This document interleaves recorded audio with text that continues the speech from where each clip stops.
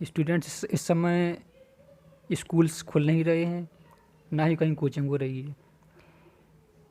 तो आप लोगों की सुविधा के लिए मैंने यह चैनल स्टार्ट किया है, जिसमें 12वीं इंग्लिश के जितने भी लेसन हैं मैं उनको कंप्लीट करवाऊँगा। चलिए शुरू करते हैं।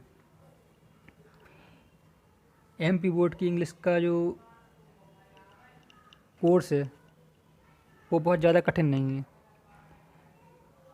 आप लोग इसे आसानी से कवर कर सकते हैं। चलिए स्टार्ट करते हैं। लेसन फर्स्ट का नाम सुनना सिखा दीजिए। इसमें जो पोएट है वो अपनी पोएम के माध्यम से यह बताना चाहता है कि हमें अपने अंतर्मन की आवाज़ को सुनना चाहिए, क्योंकि अंतर्मन की जो आवाज़ होती है वो उसने ईश्वर की आवाज़ के रूप में उसे बताया है। तो कहता है, what is more important to speak effectively और टू लिसन अटेंटिवली। कहने का मतलब है अधिक महत्वपूर्ण क्या है, अच्छी तरह से बोलना या ध्यानपूर्वक सुनना। तो जाहिर सी बात है ध्यानपूर्वक सुनना ज़्यादा अच्छा माना गया है, क्योंकि सुनने से आप अपने अंतर्मन की आवाज़ जो सुनते हैं वो आपको अच्छे कार्य के लिए प्रेरित करने में सहायक होती है। अगर आप अंतर्मन की आवाज़ को नेगेटिवली सुनेंगे तो आप गलत काम में भी जा सकते हैं। इसके बाद अगली लाइन है, whom should we listen to how, यानी हमें किसकी बात सुनना चाहिए और कैसे सुनना चाहिए। तो ये सब चीज़ें इस पोएम में दी गई हैं, मैं आपको बताता हूँ। ये देखिए, इसमें फर्स्ट पैराग्राफ पढ़ते हैं पहले।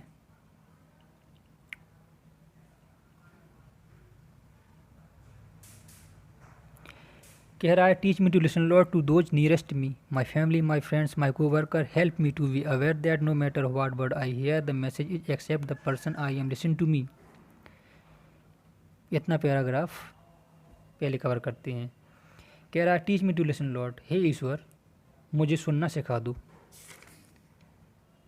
हे ईश्वर मुझे सुनना सिखा दो। टू दोज नियरेस्ट मी, यानी उनके बारे में जो मेरे बहुत नज़दीक हैं।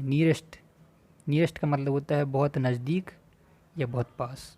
माई family, my friends, my coworker, मेरा जो परिवार, मेरे मित्र और मेरे साथ काम करने वाले जो लोग हैं उनके बारे में कह रहा है, क्योंकि परिवार के लोग, मित्र और साथ में काम करने वाले लोग ज़्यादातर नज़दीक ही रहते हैं।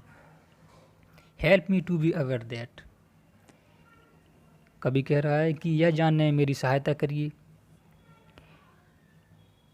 No matter what word I hear, यानी कि इसमें कोई बात नहीं कि मैं क्या सुनता हूँ। द मैसेज इज, कि संदेश क्या है। Accept the person I am listen to me, मैं जैसा भी हूँ मुझे स्वीकार करो, मेरी बात सुनो। एक्सेप्ट स्वीकार करना, लिसन मीन्स सुनना। मैटर, यानी इसका मैटर मीन्स मामला होता है। ठीक है, एक बार इसका अर्थ और बताता हूँ आपको। हे ईश्वर मुझे सुनना सिखा दीजिए। अब किसके बारे में सुनना सिखा दीजिए? उन लोगों के बारे में जो मुझसे बहुत नज़दीक हैं, जो मेरे बहुत नज़दीक हैं, मेरे परिवार के लोग, मेरे मित्र, मेरे साथ काम करने वाले लोग। Help me to be aware that, यह जानने में मेरी मदद कीजिए। और no matter what word I hear, कोई बात नहीं कि इसमें द मैसेज इज, कि संदेश क्या है। Accept the person I am listen to me, मैं जैसा भी हूँ मुझे स्वीकार करो, मेरी बात सुनो। नेक्स्ट पैराग्राफ देखते हैं।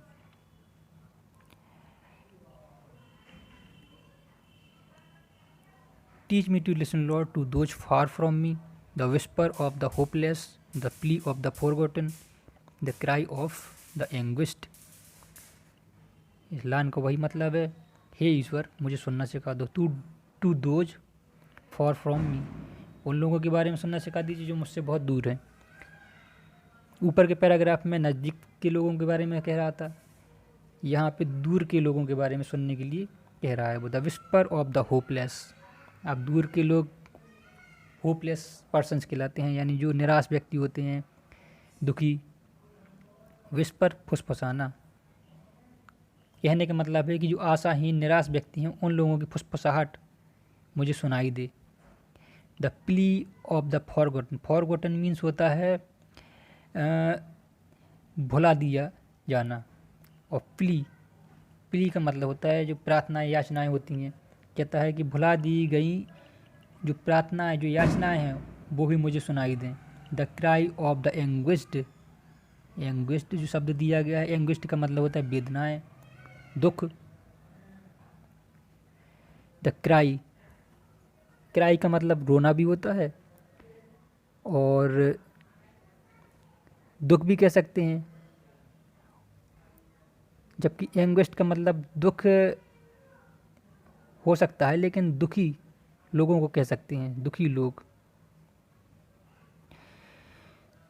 तो कह रहा है, एक बार मैं इसका अर्थ फिर बताता हूँ। Teach me to listen lord, हे ईश्वर मुझे सुनना सिखा दो। To those far from me, जो मुझसे बहुत दूर हैं। The whisper of the hopeless, यानी निराश लोगों की फुसफुसाहट। The plea of the forgotten, भुला दिए गए लोगों की प्रार्थनाएं या याचनाएं। The cry of the anguished, दुखी लोगों की व्यथाएं। अब इसके बाद नेक्स्ट पैराग्राफ में चलते हैं।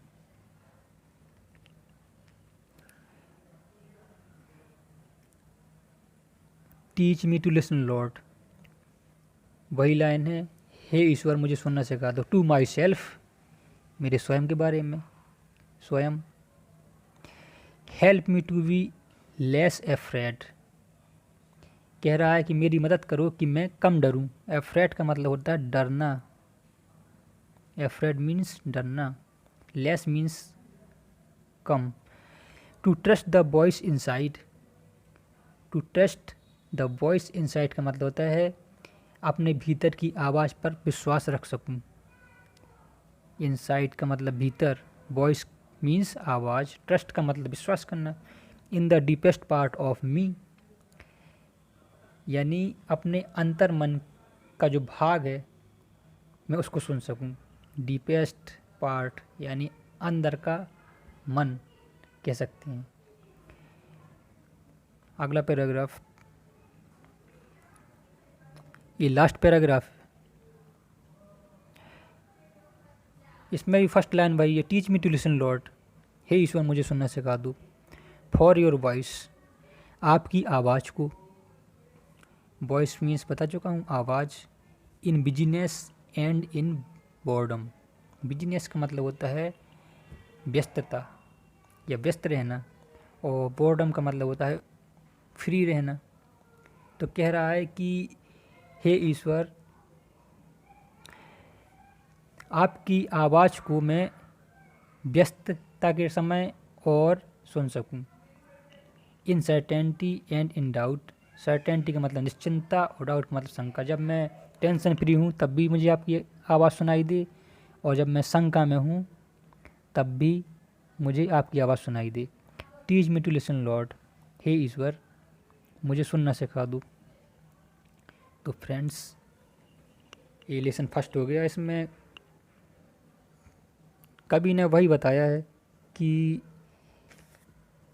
हर जगह कहीं भी हों अपने अंतर मन की आवाज़ सुने, और अंतर मन की जो आवाज़ होती है वो ईश्वर की आवाज़ होती है।